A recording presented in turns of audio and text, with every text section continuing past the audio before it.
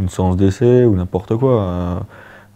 Et les portes étaient plutôt fermées malgré le Super 1600 jusqu'au San Remo où ça a vraiment été le déclenchement et tout a changé à ce moment-là, quoi. Mais le Super 1600, ça a été une bonne expérience d'apprentissage des routes et des différents rallyes, quoi, parce que ça me permettait, quand je suis arrivé plus tard avec des WRC, d'avoir des notes, de savoir un peu où j'allais, de connaître un peu le type de route, et voilà.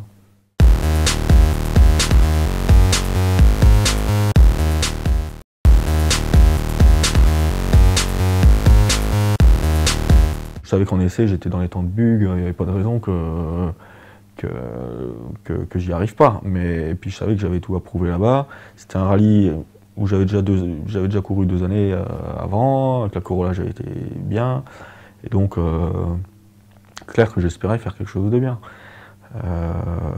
J'ai été surpris à l'arrivée de la première spéciale, où j'avais pas trop roulé, parce que j'avais pas voulu prendre de risque, et j'étais à 4 secondes du scratch, je m'en rappelle.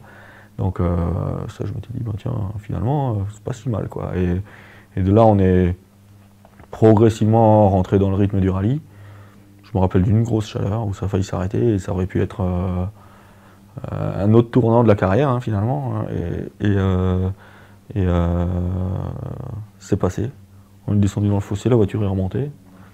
On était dedans, on est remonté avec. Et voilà, quoi. Mais ça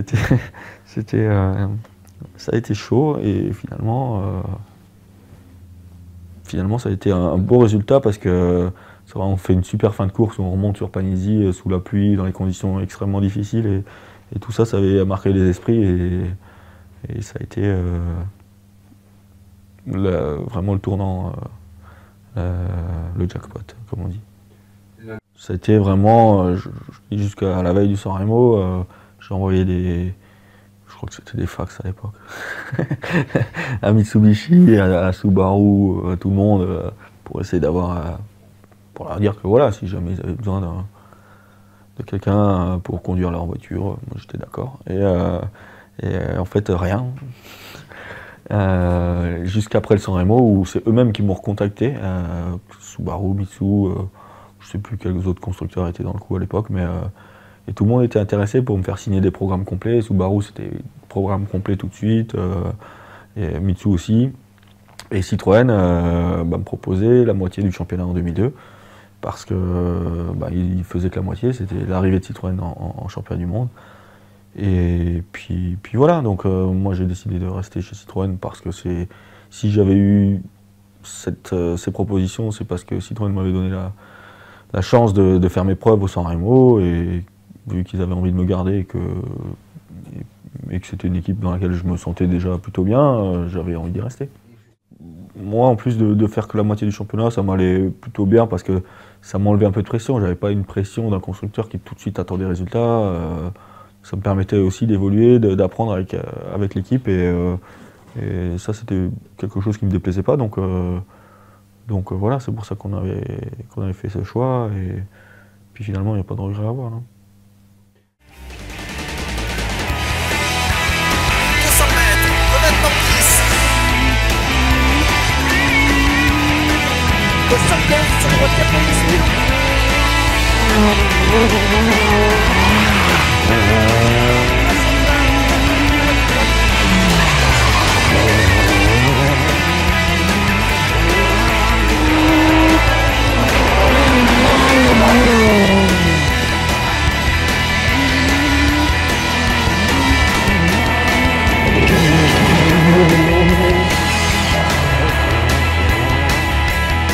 La Love Story n'est pas terminée, elle continue, mais en live cette fois, jeudi 11 février 2010.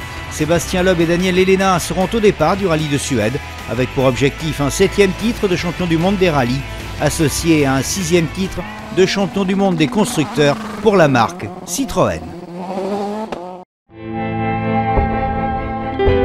Des fois je me dis, quand j'ai envie de me plaindre, je me dis, il y a quelques années, j'étais électricien en bâtiment, quand il faisait moins 5 degrés, j'allais travailler dehors. Et aujourd'hui, j'ai pas le droit de me plaindre, donc tout va bien.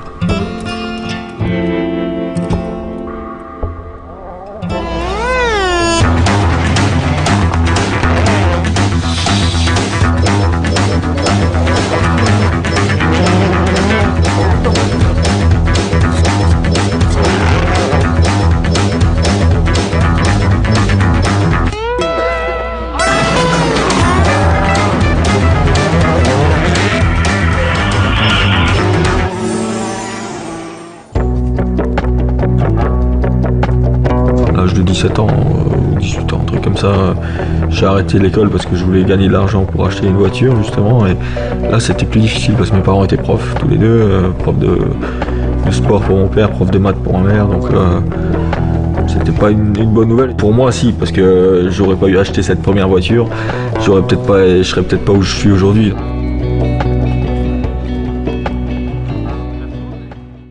Moi je râle pas dans les bouchons.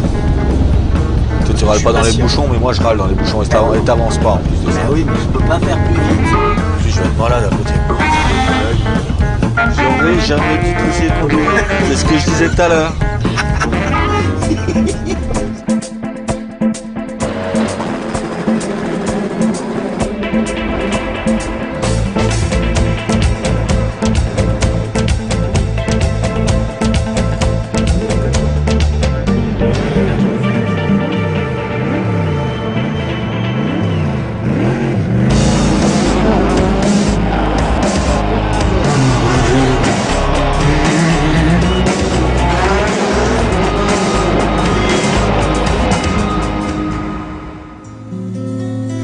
Je dirais qu'aujourd'hui, quand je prends le départ d'un rallye, j'ai pas peur.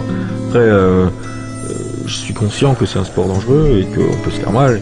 Une fois que je conduis, quand je suis dans la voiture, je suis sûr de ce que je fais quelque part. Je me jette pas dans les virages en aveugle comme ça, en me disant ça va peut-être passer. Non, quand je rentre dans un virage, pour moi, je suis sûr que ça passe. Après, je suis un être humain comme tout le monde et tout le monde peut se tromper.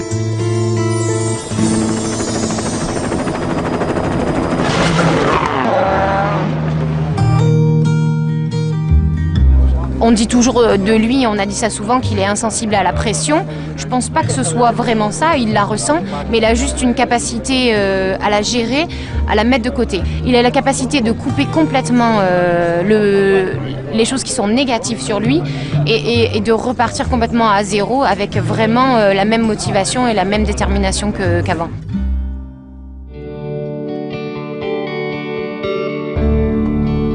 Non, il y a beaucoup de journalistes qui lui ont demandé si justement le fait d'avoir un enfant et une fille, ça allait le faire ralentir. Et puis non, il n'a jamais pris de risque inconsidéré. Il va plus vite parce qu'il est plus pressé d'arriver au point stop pour l'avoir.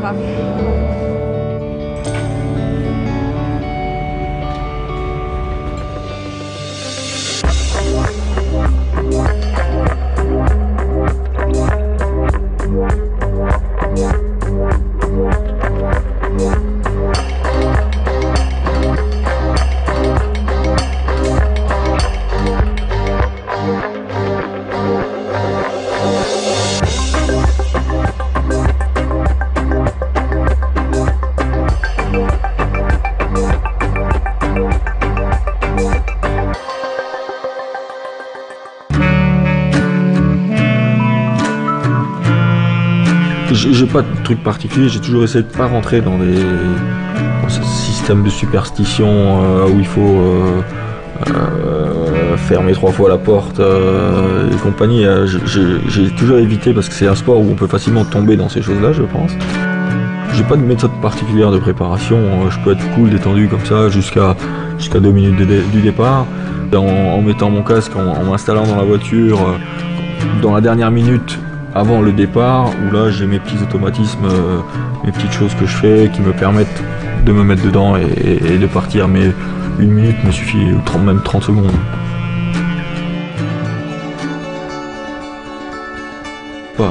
Pour moi c'est naturel, j'ai pas à me dire tiens il faut que je me motive pour essayer de gagner cette course. Non, quand je suis au départ de la course j'ai envie de gagner, j'ai pas envie de perdre, j'aime pas perdre. Je pense que le jour où justement je serai au départ et je me dirai bon bah, si on peut finir 3e ici ce sera pas mal, je pense que ça sera le moment d'arrêter.